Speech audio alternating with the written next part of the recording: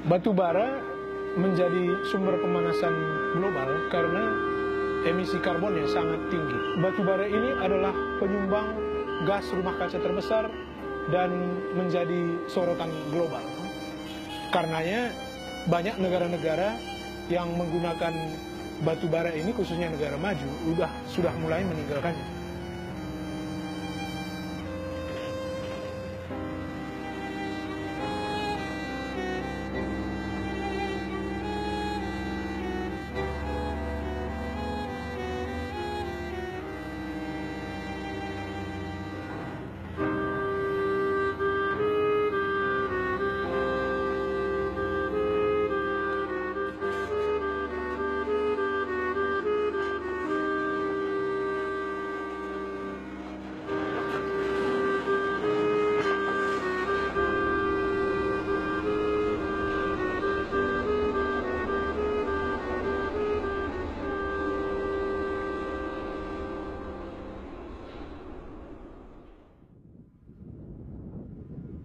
Indonesia menargetkan pengurangan emisinya 29% dari business as usual atau bisnis seperti biasanya. Artinya adalah pemerintah harus melakukan upaya lebih serius untuk mengurangi emisi dalam negeri. Salah satu sumber emisi dalam negeri kita adalah pembakaran bahan bakar fosil. Bahkan diperhitungkan pada tahun 2030 nanti emisi terbesar Indonesia itu adalah dari pembakaran bahan bakar fosil, mengalahkan emisi dari deforestasi ataupun penggundulan hutan. Dengan demikian maka Indonesia harus melakukan banyak perubahan, diantaranya mengubah kebijakan energi Indonesia yang sekarang ini jumlah atau porsi pembakaran bahan bakar batu bara itu masih meningkat. Dari tahun 2016 ke sampai tahun 2030 itu meningkat dari 30% menjadi 33%, di mana hal tersebut harus dikurangi. Porsi energi terbarukan harus ditingkatkan, artinya pembakaran batu bara bukan ditingkatkan, justru harus dikurangi agar komitmen Indonesia menurunkan emisi 29% dari business as usual tersebut bisa terjadi.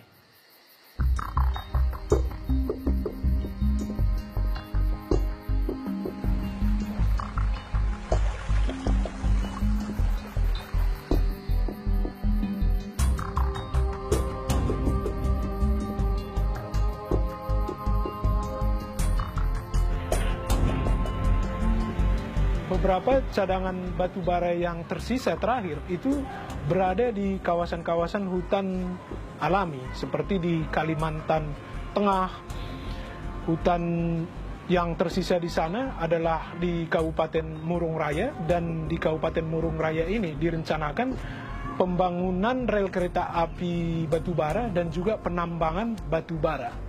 Jadi makin tinggi eksploitasi batu bara di Indonesia, makin mengancam sisa-sisa hutan terakhir yang ada, khususnya di Provinsi Kalimantan, Kalimantan Tengah, maupun juga di Sumatera Selatan. Dan industri batubara menghendaki transportasi yang bisa diandalkan sepanjang tahun, maka mereka membangun rel kereta api di Kalimantan, Kalimantan Tengah, Kalimantan Timur. Nah, dengan kehadiran rel kereta api ini nanti di Kalimantan, maka eksploitasi batu bara makin meningkat di kawasan-kawasan hutan yang ada di hulu.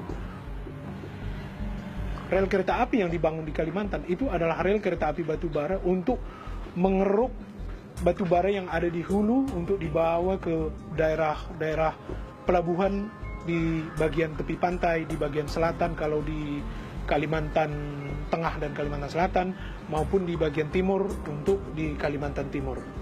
Jadi dengan kehadiran rel kereta api di Kalimantan adalah ancaman buat hutan dan hulu-hulu sungai yang ada di kedua kawasan tersebut.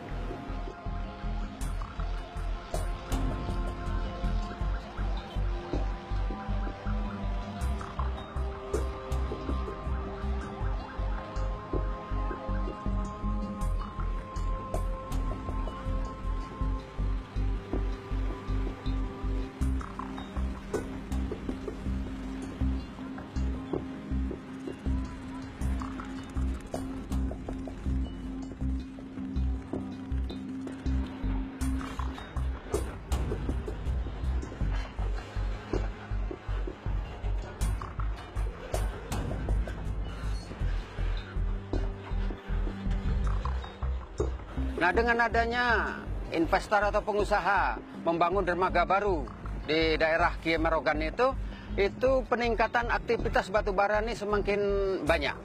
Apalagi rangkaian-rangkaian ini dari Tanjung Inim menuju ke dermaga ini kadang-kadang sampai 60 rangkaian panjangnya.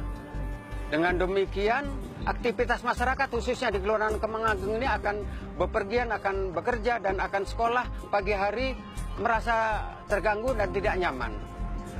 Dan sejak adanya kegiatan-kegiatan batubara yang saat sekarang ada di belakang kita ini kami hidupnya terasa tidak nyaman, terutama dengan debu-debu di musim kemarau, dan apabila hujan tiba, dampak daripada batubara ini mengalir ke rumah-rumah kami.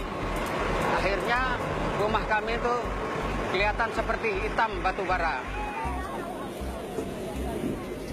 Apalagi rumah kami dulu di situ, Pak. Berdebunya, Pak. Berapa kali. Pokoknya yang namanya panci, makanan itu harus rapi. Kalau tidak, ya masuk debunya. Berulang-ulang pokoknya. Ininya debunya itu sangat mengganggu sekali lah, Pak. Iya, selain debu, selain ini banyak penyakit juga. Batuk, pilek, pokoknya gatel-gatel. Kayak ini, nah. Dampaknya tuh banyak macamnya, Pak.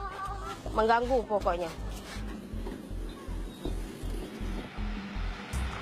Berdasarkan studi Universitas Harvard, untuk pembakaran batu bara di Indonesia ini 6.500 orang meninggal setiap tahun. Lebih awal, harusnya orang itu meninggal 70 tahun, tapi dia meninggal lebih awal dari usia tersebut karena terpapar pencemaran udara dari batu bara.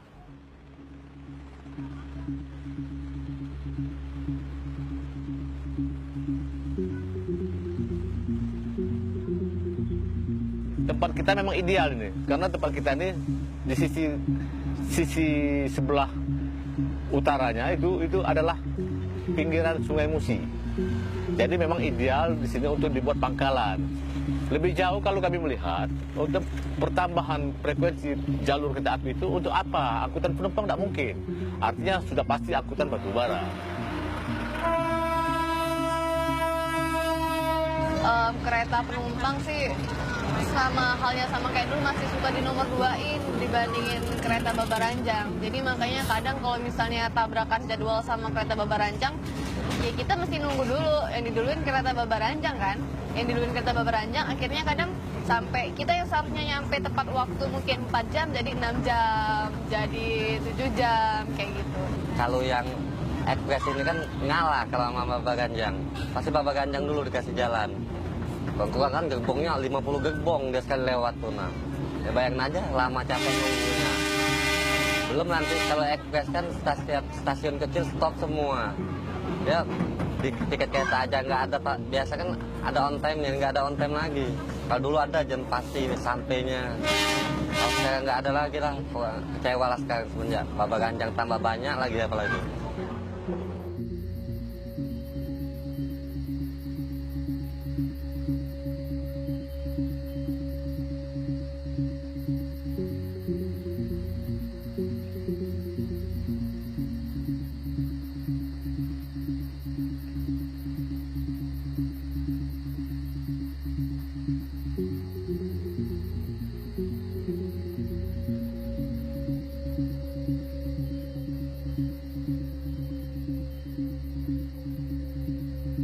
Kalau dulu Pak, hutan di sini masih hutan limbah belantara.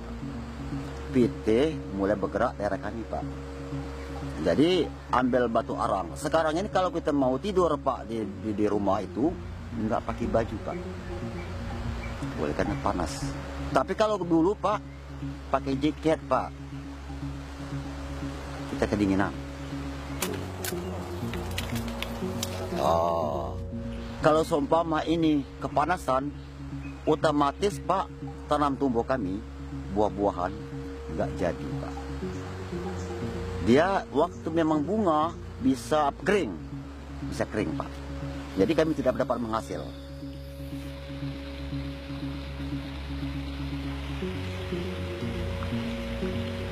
Kalau seumpama ini batu bara langsung, otomatis air kita kan jadi keruh. Jadi kalau toro itu mengganggu kesehatan bagi kita. Jadi penyakit lah, dan ikan juga kurang Pak. Jadi ikannya nggak ada Pak. Kalau dusun kita digarap oleh PT, kalau menurut simpati bagi aku, nggak setuju. Belum tentu nantinya penghasilan kita seperti ini.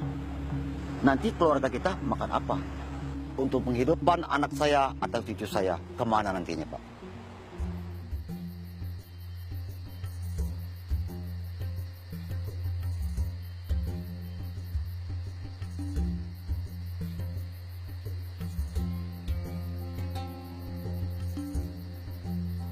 Jadi Indonesia ini memiliki sumber energi terbarukan yang banyak.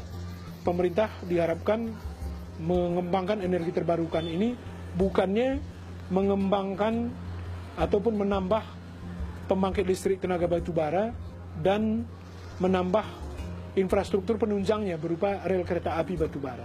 Kita akan senang kalau pembangunan rel kereta api ini adalah untuk meningkatkan transportasi penduduk maupun beserta produk-produk mereka, produk-produk hasil pertanian. Namun untuk saat ini di Sumatera Selatan, kehadiran rel kereta api ini 90% itu akan mentransportasikan ataupun mengangkut produk batubara ketimbang produk-produk pertanian di sana. Kita mengharapkan kepada pemerintah untuk lebih ambisius mengarah ke pembangunan energi terbarukan. Jadi kalau seumpama kita menyayangkan daripada hutan, hutan menyayangi kita. Otomatis Pak. Tapi kalau hutan itu kita garap, kita hancurkan, bagaimana akhirnya?